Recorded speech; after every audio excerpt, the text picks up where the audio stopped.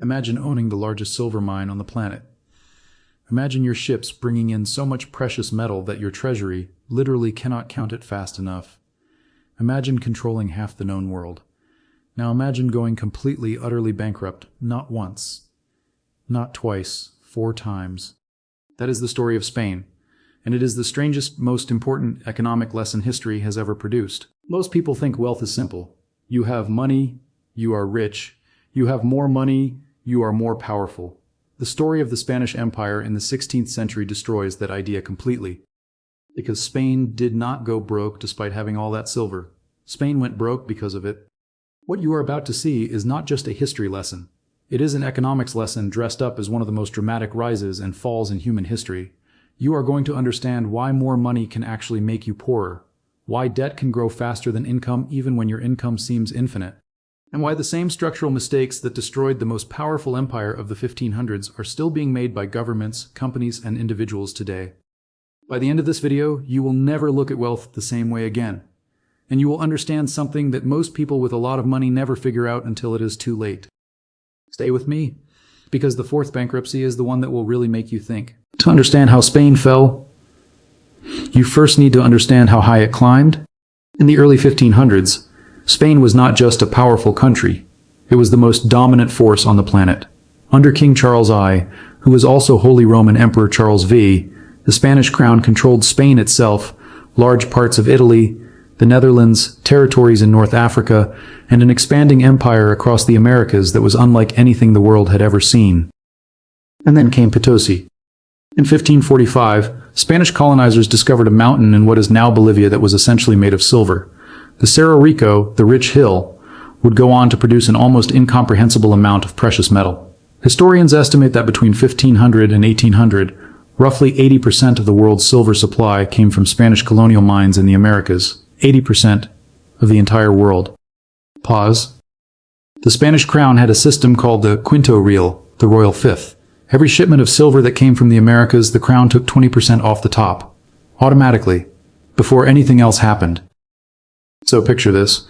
Ships arriving in Seville loaded with silver, convoys called the flota making the crossing twice a year, the Casa de Contratación, the House of Trade, registering and processing every ounce. The numbers were staggering even by modern standards. By all logic, Spain should have been invincible. It had the resources, it had the territory, it had the military, it had the money. So what went wrong? The year is 1557. Philip II has just inherited the Spanish throne from his father Charles V, and one of the very first things he does as king is declare that Spain cannot pay its debts. Let that sink in for a moment. The ruler of the wealthiest empire in the world, silver pouring in from the Americas, and he cannot pay his bills. How is that possible? The answer starts with his father.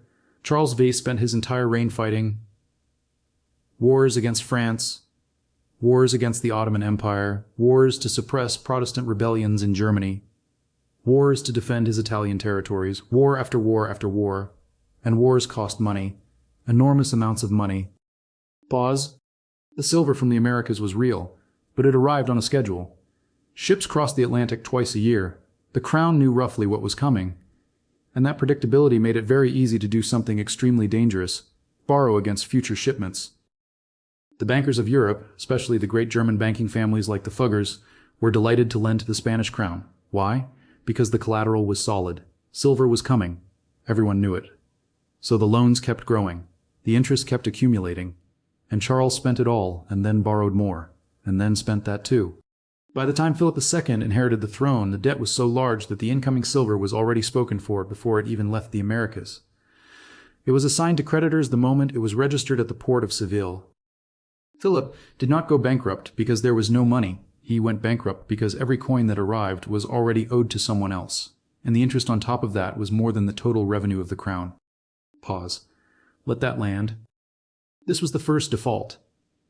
And across Europe, the banking houses that had lent to Spain took enormous losses.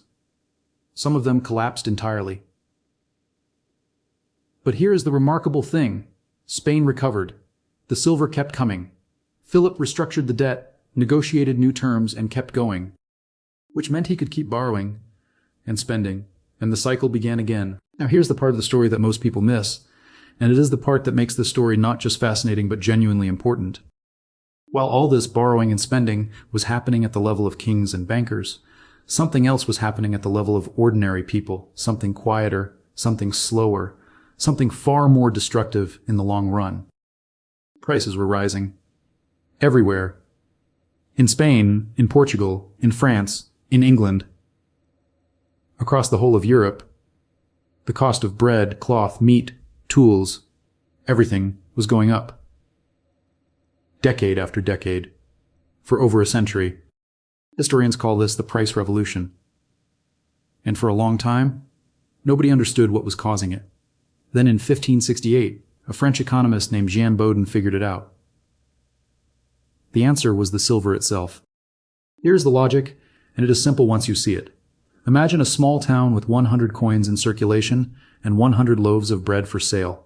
Each loaf costs 1 coin. Now imagine someone drops 1,000 new coins into that town overnight. There are now 1,100 coins, but still only 100 loaves. What happens to the price of bread? It goes up. Dramatically. Because there is more money chasing the same amount of goods. That is exactly what happened to Europe. Spain pumped an extraordinary amount of new silver into the European economy over more than a century, but the production of actual goods, food, cloth, tools, buildings, did not increase at the same pace. So prices rose, and rose, and rose. Economists today call this monetary inflation. Too much money in circulation relative to the amount of real goods and services available. And the country that suffered the most from this inflation was Spain itself, because that is where the silver entered the economy first. Spanish goods became expensive, very expensive. Compared to goods produced in England or France or the Netherlands, Spanish products were overpriced. So Spain stopped producing things. Why make something yourself at high cost when you can just buy it from abroad with silver? Spanish manufacturing hollowed out. Agriculture declined. The middle class of merchants and craftsmen that every healthy economy needs was slowly strangled. Spain became a country that was incredibly good at one thing, receiving silver and then sending it straight to foreign creditors and foreign suppliers. It was rich in money and poor in everything that money is supposed to represent. And so the pattern repeated, with a kind of grim, almost mechanical regularity. The second bankruptcy came in 1560, just 3 years after the first. Philip II had restructured his debts, borrowed fresh capital, and then immediately needed more money to fund military campaigns, this time in the Mediterranean against the Ottoman Empire. The new loans piled on top of the old ones. The silver kept arriving, but kept being absorbed by interest payments before it could do anything useful. Default number 2. The third came in 1575. This time the consequences were catastrophic beyond Spain's own borders. Spain's troops in the Netherlands, the Army of Flanders, one of the most powerful military forces in the world, went unpaid. And when professional soldiers do not get paid, they do not simply go home. They mutiny. They loot. In 1576, Spanish troops sacked the city of Antwerp, one of the great commercial centers of Europe. Thousands of civilians were killed. The event became known as the Spanish Fury. It was a direct consequence of bankruptcy. And the fourth default came in 1596. By this point, the pattern was so well established that European bankers had actually developed sophisticated financial instruments to manage the risk of lending to Spain, essentially ways to bet on whether Spain would pay or default, and when. Spain's defaults were so predictable that they had become a financial product. Think about that for a moment. The most powerful empire in the world defaulted so regularly and so predictably that bankers created derivatives to trade on it. In some ways, the Spanish crown had accidentally invented a new asset class. But behind each of these numbers, 1557, 15760, 15796, soldiers who did not get paid, suppliers who went bankrupt, cities that were sacked, ordinary people whose savings evaporated because the institutions holding their money collapsed, the king's accounting problems translated directly into human suffering at an enormous scale. And through all of it, the silver kept coming. The problem was never the amount of money, it was the structure around it. So what exactly went wrong? If we step back and look at the whole picture, there are 3 structural failures that explain everything. The first is the difference between income and wealth creation. Spain confused receiving money with creating value. The silver was not produced by Spain, it was extracted from colonies using forced labor. It did not represent Spanish productivity. It did not build Spanish industry or Spanish skills or Spanish infrastructure. It was a transfer of existing resources, not the creation of new ones. And when you build an empire's finances on a transfer rather than on genuine production, you are building on sand. The second failure is the debt trap. The predictability of the silver income made borrowing irresistible. Every future shipment could be collateralized. Every anticipated convoy could become a loan today. This is the logic of borrowing against future income. It feels like expanding your options, but it is actually consuming your future before it arrives. By the time Philip II was king, Spain was living in a permanent state of negative time. The present was always already spent. The third failure is what economists call Dutch disease, though in this case it might more accurately be called Spanish disease. When one sector of an economy becomes so dominant and so profitable that it crowds out everything else, the rest of the economy atrophies. Spain did not need to make things because it had silver, and because it did not make things when the silver eventually slowed, as it inevitably did, there was nothing left to fall back on. Put these three things together: value confusion, debt dependency, and economic monoculture, and you have a perfect formula for collapse. Spain had all three simultaneously for over a century. And the cruel irony is that the silver was not the solution to these problems. The silver was the reason these problems were never solved, because as long as the ships kept coming, there was always enough money to paper over the cracks for another few years. The wealth made the problems invisible just long enough for them to become fatal. Now here's why this matters beyond a history class. The Spanish pattern: receive enormous windfall, fail to build productive capacity, borrow against future income, watch debt compound faster than revenue, repeat, is not a 16th century curiosity. It is one of the most common economic failure modes in the modern world.